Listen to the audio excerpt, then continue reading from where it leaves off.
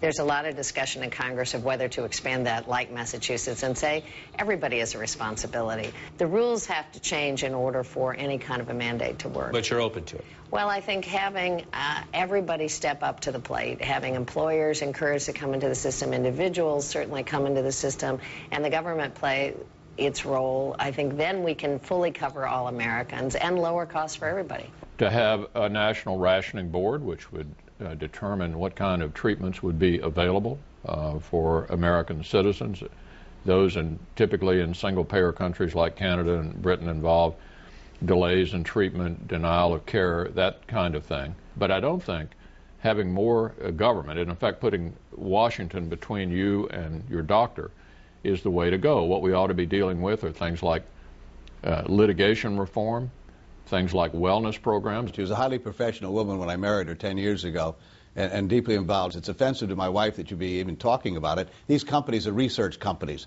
They're not involved at all. She never lobbies in Congress, never been up petitioning on their behalf at all. A highly professional woman, highly skilled, and she deserves to have a career. So she will not step down from those boards? No, there's no reason to. They're not companies that are affected. We've been through that. The election is a fraud. The results are inaccurate, and you're seeing a brutal repression of the people as they protest.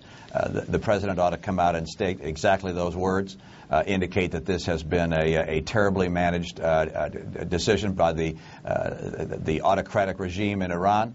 It's very clear that the president's policies of going around the world and apologizing for America aren't working. Is Mahmoud Ahmadinejad the winner of this election, as you see it? Well, you know, we don't have all the details. It sure looks like the way they're suppressing speech, the way they're suppressing crowds, the way in which people are being treated, that there's some real doubt about that. 70% of the vote comes out of the city. That's not Ahmadinejad's strong place. The idea he could get, you know, 68 or whatever % of the vote, and in a circumstance like that seems unlikely.